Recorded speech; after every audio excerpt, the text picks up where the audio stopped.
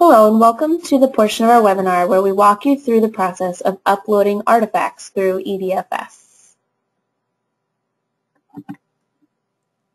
Just as a reminder, the evaluation that you receive ultimately is based on 6 components. The first 2 is your progress on your student learning and your professional practice goals. Also incorporated are ratings on each of the 4 standards from the rubric of effective teaching. These 6 components roll up into a single rating of exemplary, proficient, needs improvement, or unsatisfactory.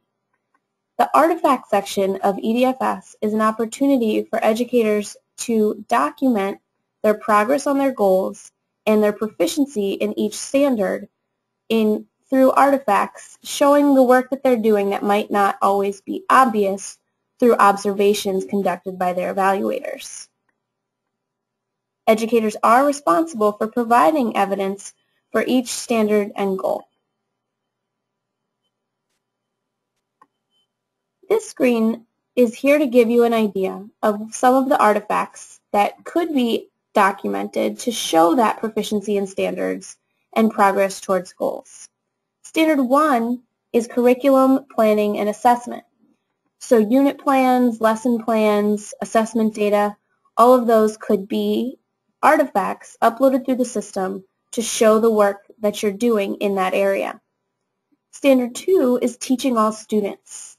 So lesson plans or materials that had been modified to meet particular student needs could show proficiency in that area. Underneath of these 2, you'll see student work and data analysis. This is an example of a kind of artifact, 2 kinds of artifacts that could be used to document proficiency in more than one standard at a time. In Standard 3, family and community engagement, newsletters or other communications with parents is an example of a kind of artifact that could be uploaded. And in Standard 4, professional culture, your thoughtful self-assessment and goals entered through EDFS are artifacts that document your proficiency in that standard. A student work sample could show progress towards a student learning goal, and the records of the practices that you're implementing towards your professional practice goal could count as evidence, or reflections that you write about what that process of focusing on that practice has been like. We recommend 3 to 4 artifacts per standard and goal, but 1 artifact can be evidence for multiple standards or goals. When you upload your artifact onto EDFS, you'll go to your home screen and you'll select the artifacts icon with the magnifying glass. When you first click there, what you'll see is what you see now here on the bottom half of our screen. It'll be empty to begin with, and you'll want to look to the left side of the screen where it says Add Artifact and click there. When you click Add Artifact, this is what will pop up. The first box for you to fill in is the description box. This is kind of like titling your artifact, telling what it is in a brief phrase. Right below that is a box for the rationale, where you'll describe why you chose this artifact and what it is that it's documenting. Below the description and rationale are tags. What you should see here when you log into this page are your 2 goals, as well as each of the 4 standards. Whatever boxes you click will be tagged to this particular artifact, and again, you may click more than 1. Once you've completed all of those steps, at the bottom of the screen, you'll click on Choose File. This is the same type of process as when you upload an attachment to an email. Once you've chosen the file, simply press Save and the whole process will be complete. Right now, I'm going to walk you through this process. But first, before we go to this website, which is the EDFS website, eval.mybps.org, I'm going to show you where you can find a guidance document walking through all of these steps on our Weebly, educatoreffectiveness.weebly.com.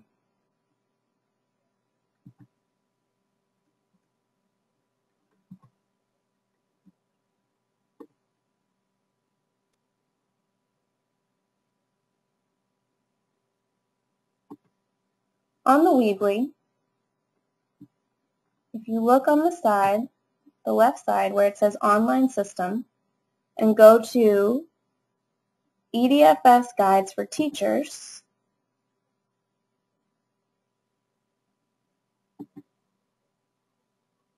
you'll find a number of different guides.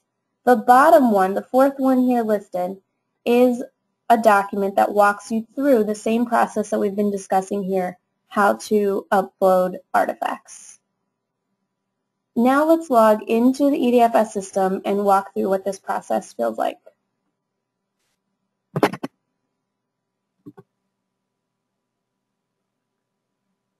When you get into EDFS, start off with the Artifacts section.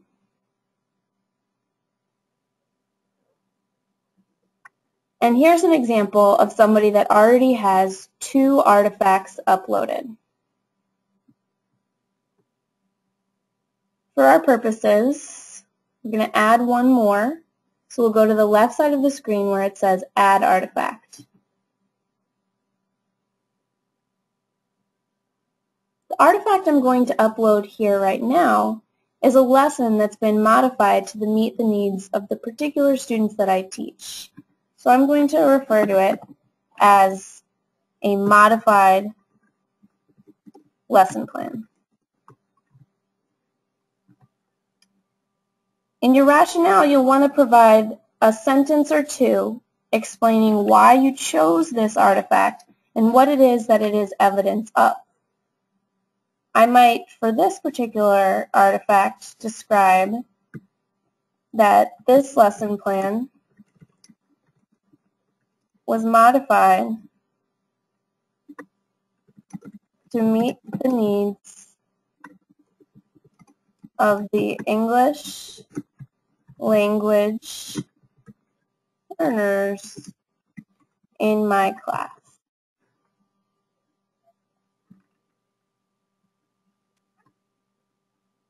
I'm going to tag this to my student learning and professional practice goals, which are related to literacy. And then I'm going to tag it into my standard 2A instruction indicator and standard 2D expectations indicator.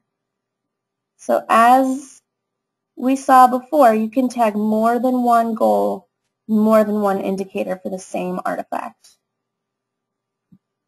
Now at the bottom of the screen, I'll go to Choose File.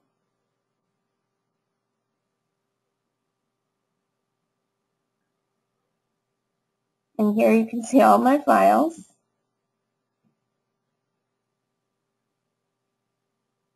I'll scroll through.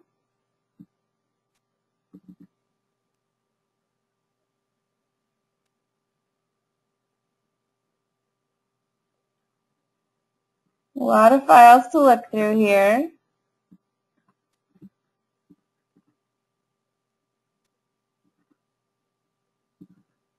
And I'll find my documents. Same as when we're uploading an attachment to an email. I'll click Open. And now I can see it popped up on my screen.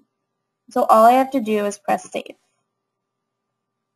Now you can see we started out with 2 artifacts and now there are 3. So we'll leave you with this to-do list.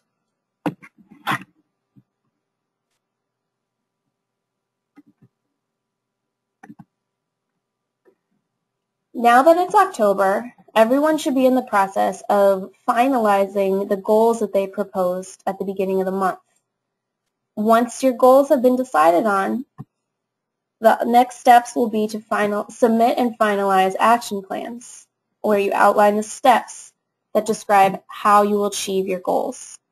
At any time, start even before goals and action plans have been finalized, you can begin uploading your artifacts. And that's something that you'll continue to do throughout the course of your evaluation cycle. As always, for more information, please feel free to visit the Educator Effectiveness Weebly site for resources and EDFS itself to begin or to continue working on your evaluation process.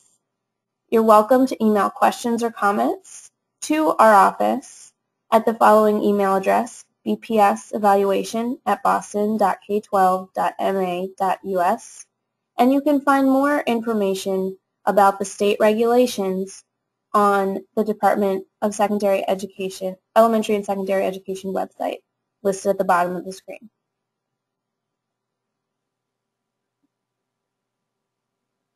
We'll leave you with a list of the various people who work in our office. You're welcome to contact any of us directly with other questions.